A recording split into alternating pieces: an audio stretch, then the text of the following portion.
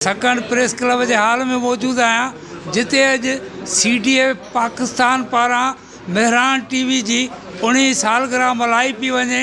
हिते जेके मौजूद मेहमान आया आहिनि असां उन्हनि खां पुछूं था त वधीक ई मेहरान TV जे बारे में छा था ॿुधाइनि। मेहरान TV जो सरवाण मोहतरम गुलाम नबी मोराई जॾहिं खां मेहरान चैनल ठहियो CDF जो हिकिड़ो गहरो तालुक़ सिर्फ़ु एजुकेशन जे बुनियाद ते गुलाम नबी मोराई जूं जेके सिंध जे अंदरि तालीम जी बहितरी लाइ कोशिशूं आहिनि। CDF जी टीम अॼु उन सिलसिले में 19वीं सालगिरह ते केक जी पार्टी करे रही है। सालगिरह आहे मेहरान TV जी उन सिलसिले में सब दोस्त गॾु थिया आहियूं। ऐं मुबारकबाद थो ॾियां मेहरान चैनल के मोराई साहब के ऐं मुंहिंजे बिरादर रज़ा मोहम्मद सियाल के जो मेहरान TV जी अॼु जेकी सालगिरह आहे अॼु अलहमदिल्ला 19 साल थी विया आहिनि मेहरान TV के। पर असां ॾिठो आहे मेहरान चैनल के ॿिया बि चैनल आहिनि पर मेहरान पंहिंजो जेॾो हुनजो नालो मेहरान आहे उन लिहाज़ सां उन सिंध में वॾो कमु कयो आहे ख़ासि करे तइलीम ते। सब खां पहिरीं मेहरान TV जी जेका 19वीं सालगिरह आहे उन मौक़े ते ऐं पूरी सिंध ऐं पाकिस्तानी अवाम खे लख लख मुबारकूं ॾींदो सालगिरह जूं।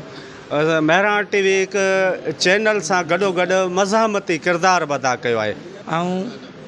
मेहरान TV जे 19 सालगिरह ते मेहरान TV जे सॼे सथ गुलाम नबी स्पेशली गुलाम नबी मोराई ऐं असांजे प्यारे रज़ा मोहम्मद सियाल खे मुबारकबाद पेश कयां थो। जीअं त अॼु सकण प्रेस क्लब में मेहरान TV जी 19 सालगिरह मल्हाई वञे पई जंहिं ते मां मेहरान TV जी सॼी सथ खे गुलाम नबी मोराई समेत असांजे प्यारे रज़ा मोहम्मद सियाल खे लख लख वाधायूं पेश कयां थो सालगिरह जे मौक़े ते। जीअं त अॼु मेहरान चैनल जी जेका 19 सालगिरह आहे सकरन प्रेस क्लब में मल्हाई पई वञे। मेहरान TV जी अॼु 19 सालगिरह आहे उन मौक़े ते ऐं मेहरान TV जे ओनर साईं गुलाम नबी मोराई साहब खे मुबारकबाद पेश थो कयां।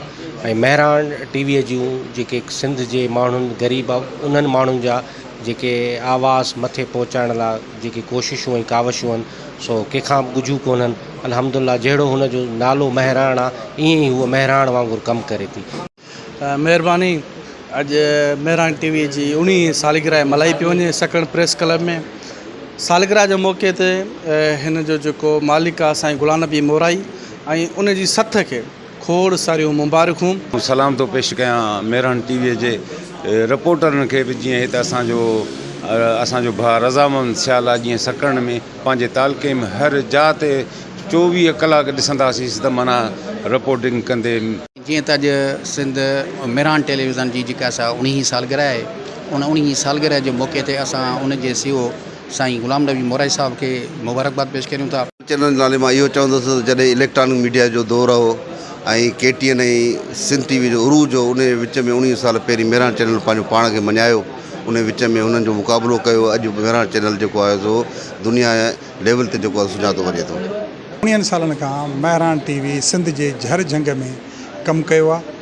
उन जीअं असांजे सकण में बि मेहरान TV सकण जे हर मज़लूम जो हर समाजी वर्कर जो सभिनी जो आवाज़ बणियो आहे। मेहरान TV जी 19 सालगिरह सकण प्रेस क्लब जे हिन काज़ी अलवर ऑडिटोरियम हाल में मल्हाई पई वञे ऐं हिन में असांजे सकण जूं मुख़्तलिफ़ मकतब फ़िक्र जूं जेके बि दोस्त आहिनि सियासी समाजी तंज़ीमुनि जा साथी आया आहिनि ऐं गुलाम नबी मोराई जेको सरवाण आहे ऐं उहो जस लहे। कैमरामैन आकबर रज़ा सियाल सां गॾु रज़ा मोहम्मद सियाल मेहरान TV न्यूज़ सकरन।